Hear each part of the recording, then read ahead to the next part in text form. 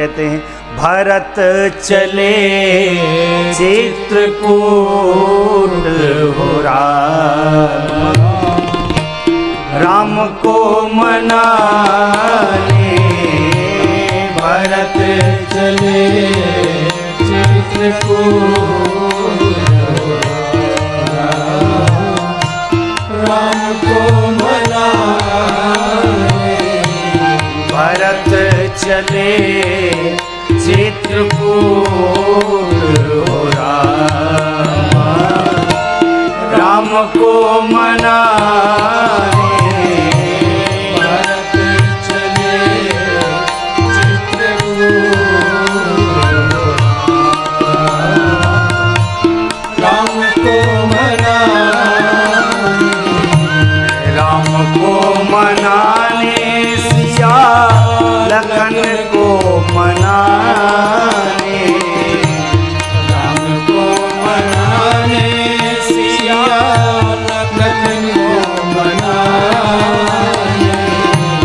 भरत चले चित्रकूट राम को मनाने। भरत चले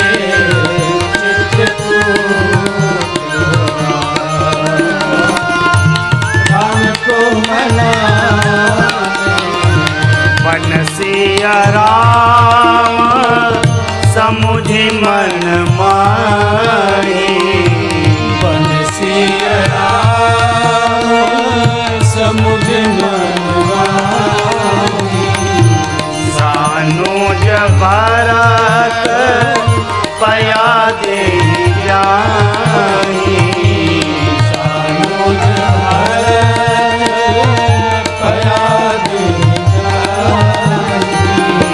साधक सिद्ध सयारे हो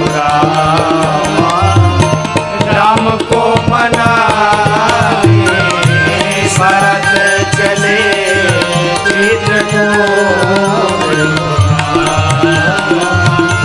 राम को मनाने। भरत चले चित्रकूट राम को मनाने। भैया चले, सबको तो रथ में भैया ने आरूढ़ कराया, लेकिन स्वयं पैदल चलने लगे। गुरुदेव ने देखा, माताओं ने देखा, कहा भैया परमात्मा के पास शीघ्र पहुंचना है, इसलिए रथ पर या अश्व पर आरूढ़ हुई। भैया भरत गुरु जी की और माता जी की बात को मानते हैं। भैया भरत इधर से आगे चले हैं। प्रथम दिन का पहला वास तमसा नदी के तट पर हुआ, दूसरा वास गोमती नदी के तट पर हुआ, फिर सई नदी के तट पर वास किया गया। राम दर्शन की यात्रा में भैया भरत चल पड़े। और ध्यान रखिएगा, जो जीव भगवान के दर्शन की यात्रा में चलता है उसके जीवन और उसके मार्ग में आने वाली बाधाओं का हरण परमात्मा स्वयं करते हैं।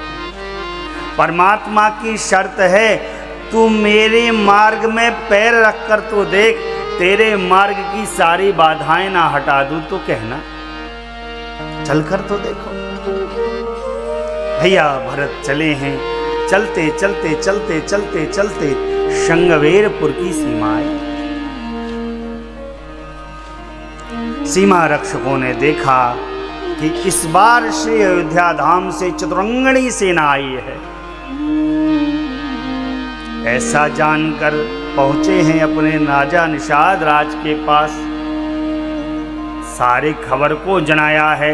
निषाद राज ने सुना, अरे कुटली माँ का बेटा आया। क्या राम जी को वन में अकेला जान रखा है उसने? वीर भाव में उपस्थित हो गए। कहा, जब तक हम हैं गंगा जी में भले रक्त की धार बह जाएंगी, लेकिन भरत गंगा पार नहीं हो पाएगा। एक बूढ़े सज्जन ने आकर कहा, अरे निषाद राज, बिना जाने समझे ही सब जान तो लो, भैया भरत किस कारण से चित्रकूट की यात्रा कर रहे। देखिए, नियम यह है, किसी के यदि भाव को जानना है कि उस व्यक्ति के अंतःकरण में क्या भाव चल रहे हैं, तो हमारे यहां कहा जाता है, जैसा पीवे पानी वैसे होवे वाणी, या जैसी होवे वाणी वैसा पीवे पानी, जैसा होवे मन वैसा खावे अन्न। यही कहा जाता ना, जिस प्रकार की रुचि होगी व्यक्ति उसी प्रकार का अन्न ग्रहण करेगा।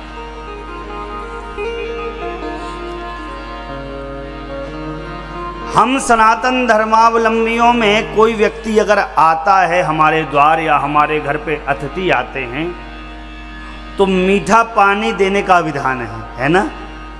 पहले उनको कुछ मीठा पवाओ और फिर उनको जल पवाओ, है ना। आप लोग करते हैं कि नहीं करते हैं? हमारे महाराज श्री के पास चाहे जो भी आवे, लेकिन पहले सबसे पहले उनका नियम है, भैया पहले इनका मीठा खिलाओ, फिर इनको जल पिलाओ, फिर कोई वार्ता हम करेंगे। ये उनका नियम है। आपको पता ये नियम क्यों बनाए गए थे? कि पहले मीठा पवाओ फिर पानी पवाओ। यदि मान लीजिए कोई व्यक्ति बहुत ही आपसे रुष्ट होवे, बहुत नाराज होवे, आपसे बैर भाव रखता हो, आपको कुशब्द कहने आया हो, तो उसकी वाणी कड़वी हो गई है, थोड़ा मीठा कवाकर उसकी वाणी को मीठा कर दो। और गुस्से से लबलबाया है, दिमाग गर्म है, पानी पिलाकर उसको शीतलता प्रदान कर दो। ये विधान है हमारे यहाँ का स्वागत सत्कार। उस वृद्ध ने कहा, महाराज 3 प्रकार की जुहारू करिए, सात्विक, राजसिक, तामसिक। भैया भरत का जो मन होगा उस प्रकार की जुहारू को ग्रहण कर लेंगे और आपको उनके आने का भाव भी पता चल जाएगा। भेंट की सामग्री को इकट्ठा किया निषाद राज ने, और भैया हो चल पड़े हैं मेरे भैया भरत जिस मार्ग से आ रहे हैं। इधर से भरत जी सा समाज आ रहे हैं, उधर से निषाद राज आ रहे हैं। सुमंत्र जी ने देखा निषाद राज आ रहे हैं, गुरुदेव वशिष्ठ से कहा, महाराज गुरुदेव राम जी के मित्र हैं, नाम है निषाद राज गो। अच्छा, अरे इतना सुनना।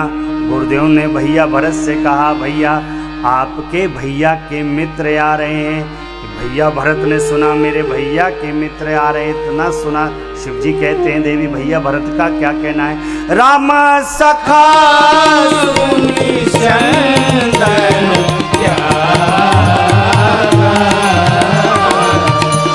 राम सखा सुनी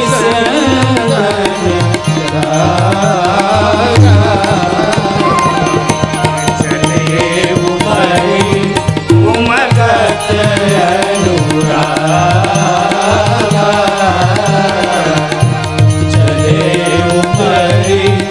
उमगत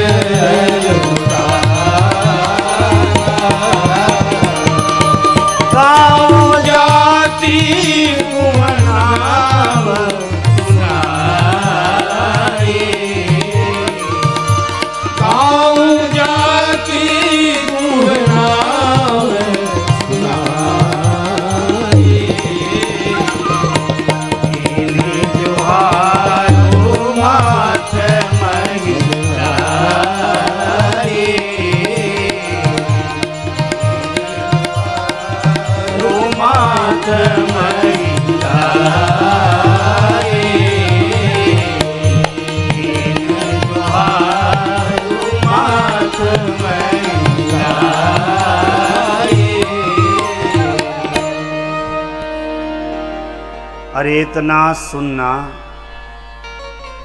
राम जी के ही मित्र हैं। भैया भरत ने रथ का परित्याग कर दिया और रथ को क्या छोड़ा, प्रेम में विह्वल होकर दौड़ते भागते भागते। निषाद राज ने देखा भैया भरत इतने प्रेम में आ रहे हैं, लगा मानो कहीं मुझे छू ना ले, दूर से ही चिल्लाया, हम शंगवेरपुर के वासी, जाति के डोम, नाम को बताया और जुहारू को रखकर माथ को नवाकर प्रणाम किया भूमि पर। लेकिन भैया भरत का क्या कहना, इतने प्रेम में भैया विवल, भैया भरत ने उठाकर हृदय से लगा। लोग कहते, अरे भरत जी ने अछूत का स्पर्श कर लिया। भैया एक नदी है जिसका नाम है कर्मनाशा। क्या नाम है? यहां नहीं बहती है, बिहार में बहती है।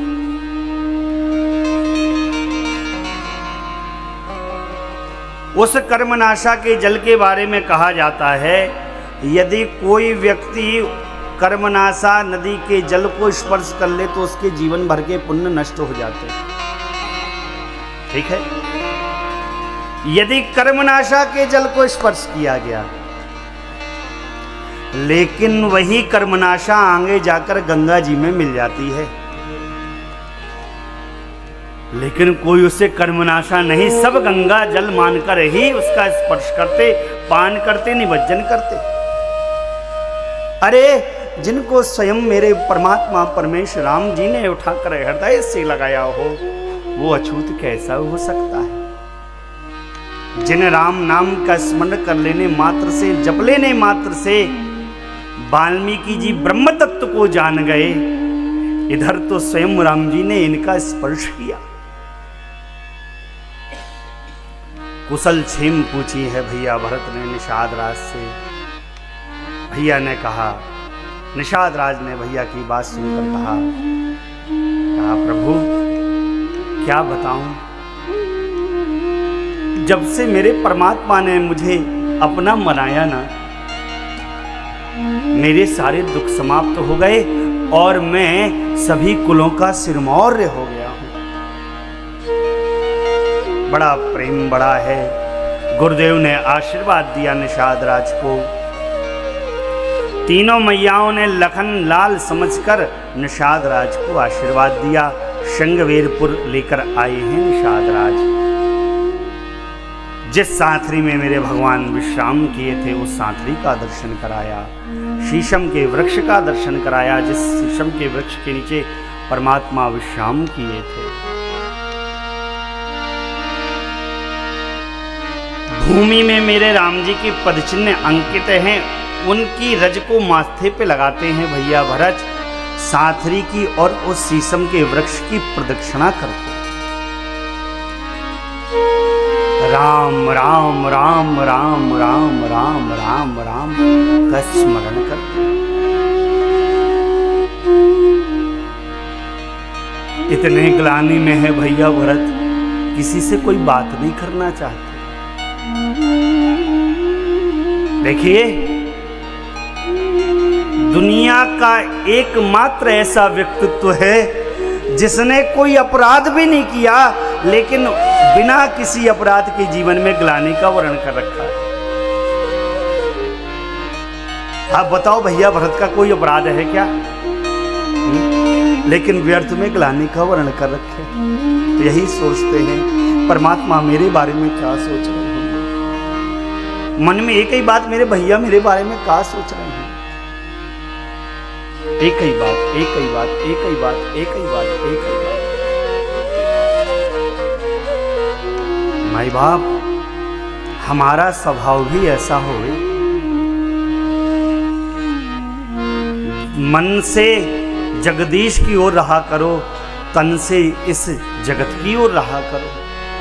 ये तन जगत में रहे लेकिन मन जगदीश का ही चिंतन करता रहे। मेरे परम पूज्य महाराज श्री कहते हैं, बेटा भगवान के मंदिर में नित्य सेवा नित्य पूजा कर रहे पुजारी जी और गद्दी पर बैठे सेठ जी, दोनों के कार्य अलग अलग हैं। पुजारी जी का कार्य है भगवान के मंदिर में भगवान की सेवा करना, भगवान का ध्यान करना। उनका कार्य जिसके प्रति है उन्हीं का चिंतन करना। और गद्दी पर बैठे जी सेठ जी का काम है व्यापार का चिंतन करना, धन कैसे आवे धन के बारे में सोचना। लेकिन बाबू, मंदिर में बैठे हुए पुजारी जी जो मंदिर के अर्चा विग्रह में बैठे भगवान के सन्मुख बैठे हों, ये जरूरी नहीं कि उन पुजारी जी का मन भगवान में रमा हो। और यह भी जरूरी नहीं बाबू कि जो गद्दी पर बैठे सेठ जी जिनका काम धन का अर्जन करना है, उनका मन केवल धन में लगा हो सकता है मंदिर में बैठे पुजारी जी का मन धन में लगा हो और गद्दी में बैठे हुए सेठ जी का मन भगवान के भजन में लगा हो, क्योंकि ये मन की गति है।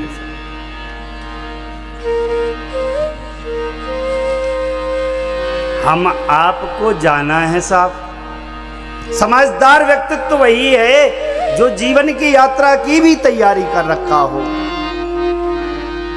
ऐसे हम लोग हैं यहां से वहां डोलते रहते हैं, आज यहां तो कल वहां। हम लोग को तैयारी लगानी नहीं पड़ती, हम लोग की तैयारी लगी रहती है। एक बैग तो लगा रहता है, क्यों आज यहां तो कल वहां। समझदार व्यक्तित्व वही है जो यात्रा की तैयारी कर रखा है, बैग लगाना नहीं पड़ता है। किसी से आप कहो ना भैया इतना अच्छा अवसर है, चलो चलो चलो भगवान के भजन का अवसर है, चलो भगवान का भजन करते हैं। अभी नहीं, फिर बाद में करेंगे। अभी थोड़ा मन ये कह रहा कि ये काम कर लें, अभी मन ये कह रहा, मन के वशीभूत है। लेकिन माई बाप, इस जिंदगी की गारंटी किसने ली है? क्षणभंगुर जीवन की कलिका कल प्रात को जान खिली न खिली। मलयाचल की सुच शीतल सुगंध समीर पवन में मिली न मिली। कलिकाल कुठार लिए फिरता तन नम्र से चोट झिली न झिली। जपले हरि नाम अरी रसना फिर अंत समय में हिली न हिली। ये जिंदगी का भरोसा किसने देखा? इसलिए पूज्य स्वामी राजेश्वरानंद जी कहते हैं, ये जिंदगी का क्या काम, कहना क्या है साहब।